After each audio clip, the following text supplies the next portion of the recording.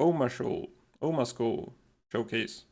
So it competes with a lot of dark pals. It's probably like a slightly worse Felbat option just because the partner skill, like the exclusive skill heals itself, no partner skill to heal you.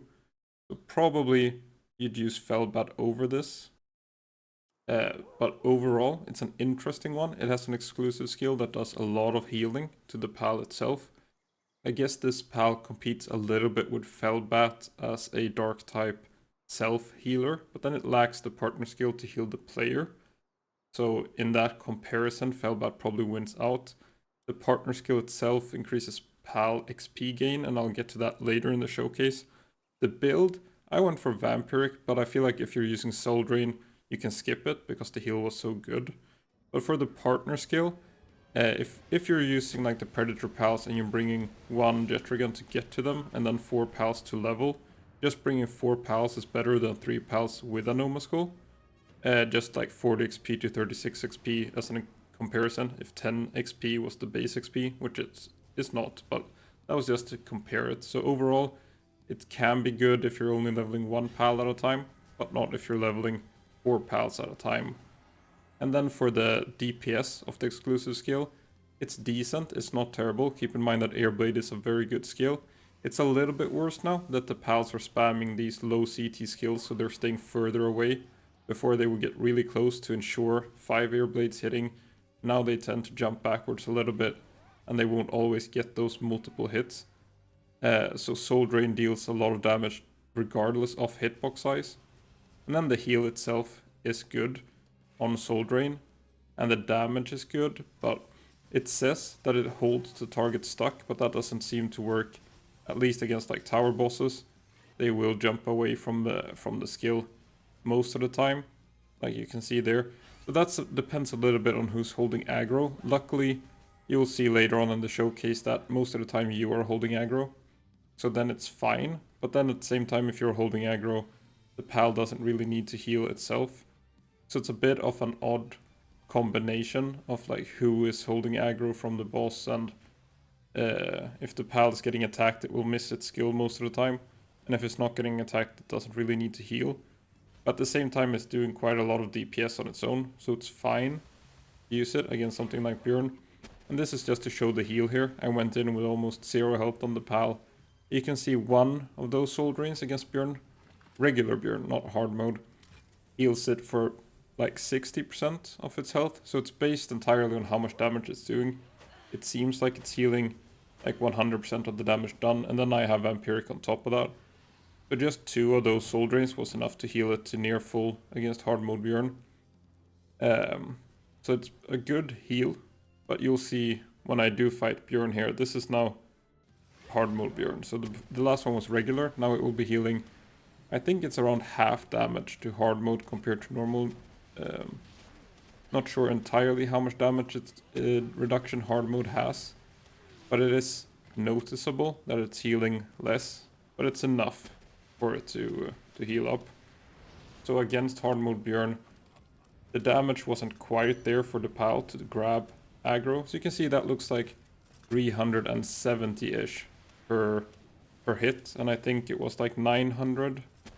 So it's a little bit more than 50% damage reduction compared to the regular version of Bjorn.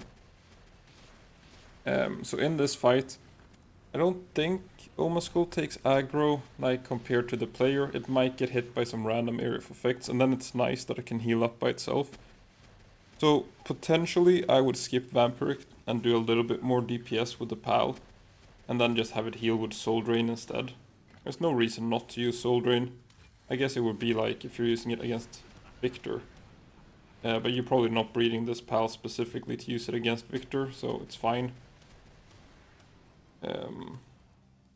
Overall, I'm using Flame Funnel and Airblade and then the exclusive skill for almost every pal against hard mode Bjorn, just to compare them, but Airblade and Flame Funnel seem to be very safe bets. Rock Burst is decent if you're kiting Bjorn into your own pal. And then you can see there that you can stop that attack. The one where he lifts the leg, you just keep a reloaded weapon as your secondary weapon or something. And you can always see when Bjorn starts running towards you, just shoot him once and he'll stop that attack. I think it's bugged. It's probably gonna get fixed. But overall, it seems like a pretty good way to deal with him. Just shoot him when he's running towards you. So you see he's running towards me here. And then it's either this one, Acid Rain, or he lifts his leg. And if he does lift his leg, just one hit, either from you or your pal, is enough to stop that attack. So overall, when you're using Omascul, you don't want Bjorn to run away from Soul Drain. So you probably want to be closer than I am now, in case the pal teleports to him. Because if he's following you, the Soul Drain hits won't land, and it is quite a bit of damage. It is quite a bit of damage to use Soul Drain. It's not gonna be competing that much with Airblade and Flame Funnel, but I think it was on the DPS test like 2/3 of the damage of Airblade, which is still a lot of damage. It's definitely not a weak skill. If they ever nerf Airblade and stuff like Holy Burst, it is a pretty strong exclusive skill overall. So in this fight, I'm also using my own health as a kind of a resource. As long as you kill the boss before he kills you, it doesn't matter how low you go. So sometimes you can kind of like skip dodging if you want to get a reload in or something. There are a couple of skills that are worth tanking in my opinion, because most of the skills can just be dodged. Like this one, if you run behind a pillar, or if you just roll just before he lands, you can dodge that. Then it's I think it's called Spirit Flame, the 3 things that he shoots pretty quickly. Dark Arrow, maybe it is. I think it's Dark Arrow, actually. So there's 2 dark projectile skills that he uses that shoots 3. One is a little bit slower, one is faster. So one of them you can tank a bit, and one of them you just run away from. So the fast one is the one you can tank. This one here, I think that's Dark Arrow. It doesn't do too much damage, but it will stop your shields regenerating. But I don't feel like stopping reloading the quad is worth it most of the time. I'd rather tank some skills and then run away from most of them, rather than rolling.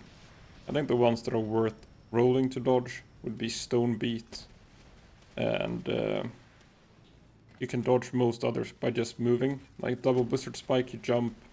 Wall Splash, you just keep moving. This one here, Dark Wisp, you just keep moving as well. Aqua Burst, you strafe to one direction and switch just as he shoots it. And then you can choose which attacks to tank. So you probably can tank a couple, as long as you kill the boss before he kills you. It is a little bit of a DPS race playing like this. You can see my shields are going up again, it doesn't really matter that much. But overall, comparing to other pals that I've been doing hard mode Bjorn with, it was around Celestier levels. And that makes sense, since Celestier and Omascul have pretty similar attack stats. So that's just like random headshots and stuff. We'll give it plus minus like 5 or 10 seconds. Still Shadowbeak Gobfin. It seems like just using Gobfins is still like the best overall booster. So I'm not going to compare too much with like the Doomwood and Hukratus and stuff in the future. So for now, thanks for watching.